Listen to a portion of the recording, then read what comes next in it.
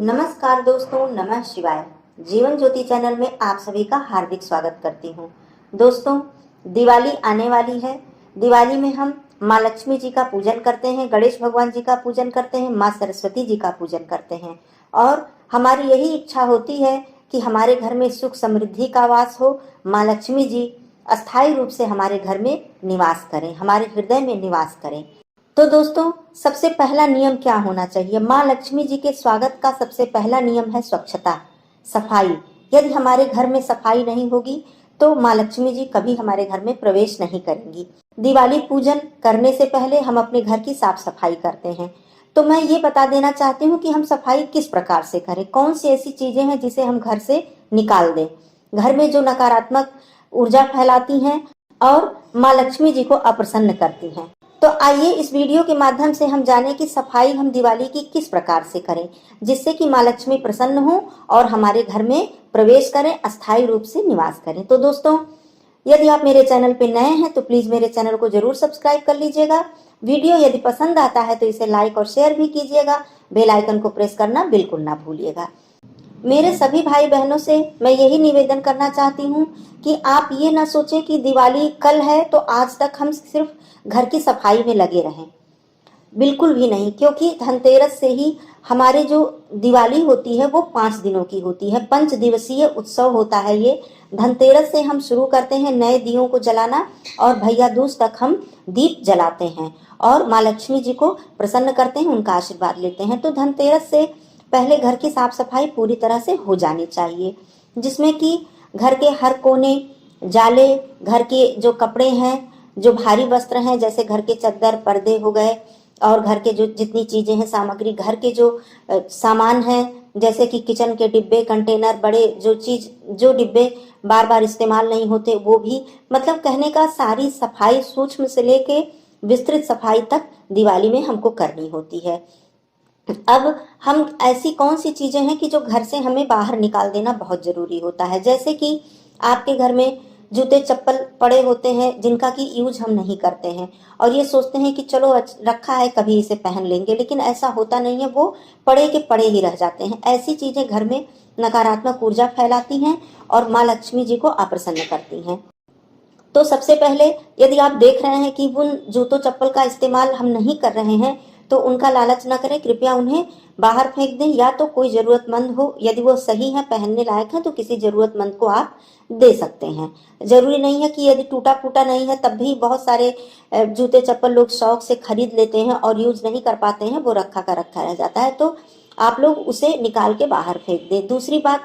दूसरी क्या चीज है, जो बंद चीजें हैं, बिगड़ी हुई चीजें, जैसे इलेक्ट्रॉनिक चीजें हैं, कोई चीज बिगड़ गई तो हम सोचते हैं अच्छा रिपेयर करा के फिर से यूज करेंगे, लेकिन ऐसा हो नहीं पाता है। यदि वो 2 महीने 3 महीने से पड़ी हुई है तो आप ये निश्चित जान लीजिए कि आप उसका यूज नहीं करेंगे, तो आप उन चीजों को घर से बाहर फेंक दीजिए। बिल्कुल भी बंद घड़ियां, बंद इलेक्ट्रॉनिक जितने भी बिगड़े हुए सामान हैं उसे आप अपने घर में बिल्कुल मत रखिए। ये चीज बिल्कुल ध्यान दीजिए। दिवाली की सफाई करते समय आप केवल जरूरी चीजों को अपने घर में रखें और फालतू चीजों को, जो नकारात्मक ऊर्जा फैलाने वाली चीजें हैं, उन्हें आप घर से बाहर निकाल दें। और क्या करें, आप जब आप घर के अलमारी की सफाई करते हैं तो आपको देखने को मिलेगा कि कई ऐसे कपड़े हैं जिनका कि आप यूज कई महीनों से नहीं कर रहे हैं। कुछ ऐसे कपड़े हैं जो फटे पुराने भी हैं, उनको हम रख लेते हैं कि अच्छा पोछा लगाने में यूज करेंगे, साफ सफाई में यूज करेंगे, तो आप उतनी ही कपड़े रखें जिनका कि वास्तव में आपको जरूरत है, यूज करना है, उसका पोछा बना लिया या कुछ कर लिया, लेकिन फालतू के फटे पुराने कपड़े इकट्ठा करके आप ना रखें। या तो ऐसे कपड़े की जिनका आप यूज बिल्कुल नहीं कर रही हैं तो उन कपड़ों को भी या किसी जरूरतमंद को दे दीजिए या फिर उसको फेंक दीजिए अगर वह यूज के लायक नहीं है तो। इस प्रकार फटे पुराने कपड़े, जूते चप्पल हो गए। अब बात आती है कि टूटी फूटी, जैसे चेयर है, मान लीजिए चेयर है तो वो टूट गई हो तो उसको रखे रहते हैं कि अच्छा चलो किसी कभी यूज कर लेंगे, या किसी एक किनारे कोने में ले जाके उसको रख देते हैं। ऐसा बिल्कुल न करें, बहुत ही अशुभ होता है। टूटे बर्तन, टूटे कुर्सियां, टूटा हुआ बेड, इस तरह का ये सारा सामान घर में अशुभता का प्रतीक होता है, अशुभता फैलाता है और नकारात्मक ऊर्जाओं को फैलाता है।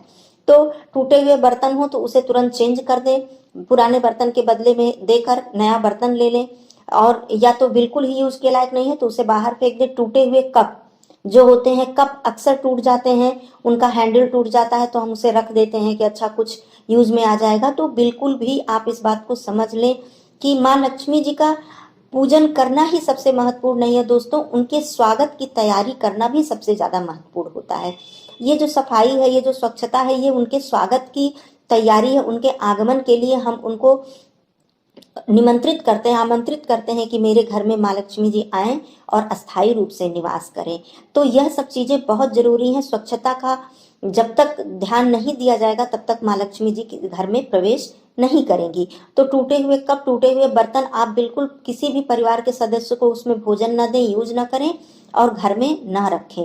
तो इस तरह से इन सब चीजों को घर से बाहर निकाल दें। अब मैं बात करती हूँ कि जो रद्दी में आप पुराने कॉपी किताब देते हैं, वैसे तो पेपर वगैरह देते हैं रद्दी में, लेकिन जो पिछले साल की बच्चों की किताबें होती हैं, कापियां होती हैं, भर जाती हैं लिखते लिखते और फिर वो पड़ी रहती हैं, तो उनको भी हम रद्दी में दे देते हैं। अब मैं यहाँ पे एक ध्यान देने वाली बात मैं ये बताऊंगी कि आप पेपर कागज को रद्दी में दे तो उसका आप लोग पैसा लेते हैं कि कबाड़ में दे दिया, कबाड़ वाले आपको पैसा देते हैं, अक्सर ऐसा होता है। लेकिन जो किताबें, पुस्तकें जो होती हैं, चाहे वो छोटे बच्चों की हो, चाहे वो बड़े लोगों की किताबें हैं, कापियां हैं, यदि आप दे रहे हैं तो ध्यान रखिए प्लीज उसका पैसा बिल्कुल मत लीजिए, क्योंकि विद्या माँ सरस्वती का रूप है, विद्या को कभी बेचा नहीं जाता है। इस बात का आप ध्यान दीजिएगा। एक तरफ हम माँ लक्ष्मी को बुला रहे हैं अपने घर में, उनका पूजन कर रहे हैं, और एक तरफ हम माँ सरस्वती को रुष्ट कर रहे हैं। तो ऐसा ध्यान दीजिएगा कि आपके घर में कितनी भी ज्यादा से ज्यादा किताब कापियां हों, आप दे रही हैं तो उसके लिए आप पैसे बिल्कुल मत लें, रद्दी में दे दें या किसी दुकान पे दे दें। उसमें कागज में जो परचून की दुकान होती है तो उसमें सामान करके लोग दे देते हैं, ऐसा भी हम लोग के यहाँ होता है, तो हम लोग दे देते हैं। तो उसमें कापियों में, पेज में वो लोग सामान करके दे देते हैं, लेकिन उसका पैसा आप लोग मत लीजिए। इस बात को हम अपने भाई बहनों से विशेष रूप से मैं बताना चाह रही थी। तो ये सारी चीजें हो गई। घर में जाले बिल्कुल ना रहने दें, और धनतेरस से पहले मैंने बताया है कि आप अपने घर की पूरी तरह से सफाई कर लें। तो ये हुई सफाई की बात। माँ लक्ष्मी जी का स्वागत करें और उनको अपने घर में आमंत्रित करें। इस तरह से धनतेरस से लेके भैया दूज तक सिर्फ वही काम करें जैसे दैनिक जो रोज का कार्य है, झाड़ू पोछा, रोज की जो आप सफाई दैनिक करती हैं, बस उतना ही कार्य करें। बाकी ये ना हो कि आपका काम बचा हुआ है, आप जाले साफ कर रही हैं, घर के बड़े भारी कपड़े साफ कर रही हैं, तो ये धनतेरस से आप अपने दीपोत्सव का शुरुआत कर दीजिए, दीप जलाना शुरू कर दीजिए। और 5 दिनों तक, कहीं कहीं 5 दिनों तक अखंड दीप भी जलाया जाता है। तो इसलिए आप ये सारे कार्य उससे पहले तक कर लें। यदि जानकारी अच्छी लगी हो तो प्लीज इसे अपने जानने वालों में भी शेयर कर दीजिएगा और एक लाइक जरूर कर दीजिएगा। वीडियो यदि पसंद आता है तो मेरे चैनल को जरूर सब्सक्राइब कर लीजिएगा। आगे मैं दोस्तों फिर बताऊंगी वीडियो में कि माँ लक्ष्मी जी के स्वागत करने के लिए हमें क्या क्या और तैयारियां करनी चाहिए। फिर मिलती हूँ अगले वीडियो में, तब तक के लिए धन्यवाद। नमः शिवाय।